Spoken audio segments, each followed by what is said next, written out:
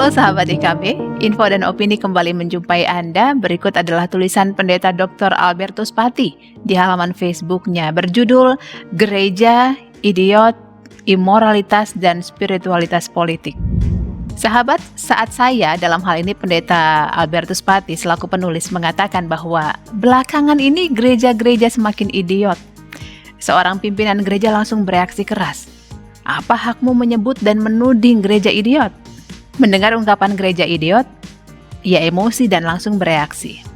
Kita tahu bahwa menurut Kamus Besar Bahasa Indonesia KBBI, idiot menunjuk pada orang yang kecerdasan berpikirnya sangat rendah. Idiot adalah orang yang tingkat IQ-nya kurang dari 25. Definisi seperti itu baru muncul abad ke-14, tetapi tetap bertahan hingga kini.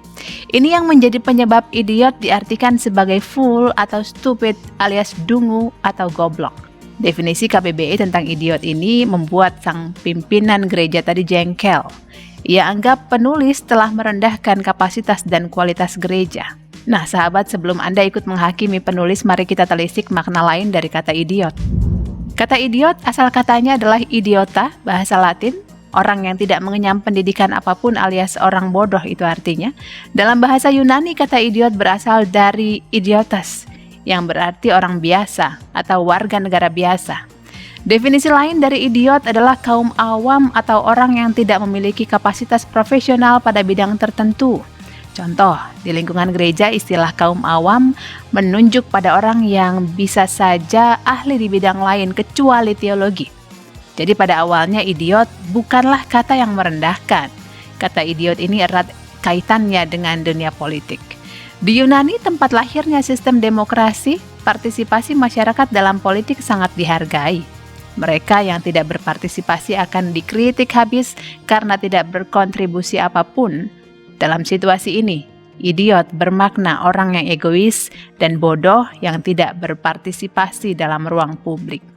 Sekali lagi, kata idiot tidak ditujukan untuk merendahkan orang yang kapasitas intelektualnya rendah. Sebaliknya, ia justru digunakan untuk mengkritik orang yang moralitas sosialnya tumpul. Alasannya simpel, karena mereka menolak berpartisipasi dalam ruang publik, terutama politik. Ungkapan penulis tentang gereja idiot ada dalam perspektif politik, sahabat. Gereja idiot adalah gereja yang enggan berkiprah dalam ruang publik, menolak melibatkan diri dalam dunia politik, apatis, masa bodoh. Filsuf Yunani Thucydides mengatakan bahwa orang yang ogah mengambil bagian dalam ruang publik adalah orang yang hidupnya tanpa ambisi, statik, diam di tempat. Dan Thucydides melanjutkan orang seperti ini tidak berguna. Bercermin dari kata-kata Thucydides tadi, gereja ditantang untuk berpartisipasi dalam kehidupan politik, terutama dalam dunia politik. Bila enggan melibatkan diri dalam dunia politik, gereja seperti garam yang tawar, tidak berguna. Tentu saja keterlibatan gereja dalam dunia politik bukan keterlibatan sebagai institusi, tetapi keterlibatan secara moral dan etik. TB Simatupang menyebutnya dengan ikut memberikan landasan moral dan etik bagi kehidupan bangsa. Tetapi di saat politik menjadi arena perebutan kekuasaan dan menjadi ajang transaksi kekuasaan dan juga uang, muncul pertanyaan, bagaimana gereja berpartisipasi dalam ruang publik, terutama dalam dunia politik, sehingga memberikan kontribusi besar bagi kebaikan bangsa? Sahabat, prinsip terpenting bagi gereja saat melibatkan diri dalam kehidupan publik, terutama dalam dunia politik, adalah bahwa partisipasinya bukan untuk kepentingan gereja saja, tetapi demi kepentingan masyarakat dan bangsa, terutama mereka yang terpinggirkan dan termarginalkan. Sungguh tidak bermoral dan tidak kristiani bila niat dan tujuan gereja berpartisipasi dalam dunia politik adalah demi memuaskan syahwat kekuasaan. Kecenderungan seperti itu menjebak gereja menjadi penjilat penguasa atau sebagai predator sesamanya. Gereja yang tidak berpartisipasi apapun dalam dunia politik disebut sebagai gereja idiot. Tetapi gereja yang berpartisipasi dalam dunia politik demi kepentingan kekuasaan adalah gereja yang immoral. Dalam sejarah, gereja sering terjebak dalam immoralitas, yaitu saat gereja lebih mementingkan kekuasaan daripada melayani sesama. Contohnya, Das Christen, Kristen Jerman pada saat Hitler. Gereja ini menjadi immoral. Ia lebih taat kepada Hitler daripada kepada Tuhan.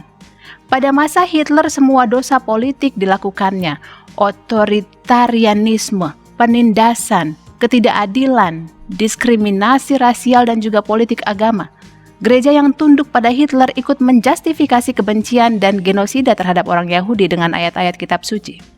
Syukurnya, muncul kesadaran dari sebagian pendeta gereja Jerman, didukung oleh Karl Barth. Mereka mendeklarasikan berdirinya Bekennende Kirche, gereja yang mengaku. Gereja ini menyatakan perlawanan teologis terhadap impotensi moral Deutsche Christian, gereja Jerman, dan sekaligus perlawanan politik otoritarianisme yang mempertuhankan Hitler. Dalam perlawanan itu, Bekennende Kirche mengeluarkan seruan kenabian yaitu Deklarasi Barmen. Isinya pernyataan bahwa kesetiaan gereja-gereja Jerman hanya pada Tuhan Yesus Kristus. Mereka menolak tunduk pada Hitler. Mereka tegaskan bahwa kekuasaan politik bukan untuk menindas dan mendiskriminasi. Kekuasaan itu untuk melayani. Meski menghadapi risiko berat, Bekennende Kirche tetap nekat. Aksinya telah mengembalikan politik kepada marwahnya, yaitu politik itu suci, kata Sabam Sirait. Sahabat, politik menjadi sebuah panggilan spiritual. Aksi heroik gereja ini menunjukkan bahwa spiritualitas politik itu memang ada. Pemilik spiritualitas politik pasti mampu mentransenden dirinya, yaitu mampu berpikir dan bertindak melampaui egoisme pribadi dan kepentingan kelompoknya demi kebaikan semua. Mereka yang dikuasai spiritualitas politik sadar bahwa panggilan politiknya adalah menjadi abdi dan pelayan bagi kebaikan bangsa. Adanya spiritualitas politik membuktikan bahwa gagasan hedonistik ala David Hume tidak selalu benar, artinya tidak selalu tindakan manusia dimotivasi oleh hawa nafsu. Hume lupa bahwa manusia juga makhluk spiritual yang mampu bertindak dalam kasih yang melampaui kepentingan diri sendiri. Sahabat, saat Pilkada Desember ini mendekat, kita bertanggung jawab untuk menjaga agar gereja-gereja tidak terjebak pada kesalahan fatal, yaitu menjadi gereja yang idiot atau menjadi gereja yang immoral. Kita harus menjaga agar keterlibatan kita dan gereja-gereja kita dalam dunia politik didasarkan pada spiritualitas yang kokoh yang menegaskan ucapan Johannes Leymena, yaitu politik adalah etika untuk melayani. Ya, untuk melayani demi kebaikan bangsa ini. Sahabat, demikian opini Pendeta Dr. Albertus Pati berjudul Gereja Idiot, Immoralitas dan Spiritualitas Politik dalam Info dan Opini. Jika Anda memiliki komentar, sampaikan melalui kolom komentar. Kami ucapkan terima kasih sudah meluangkan waktu bersama kami. Sampai jumpa.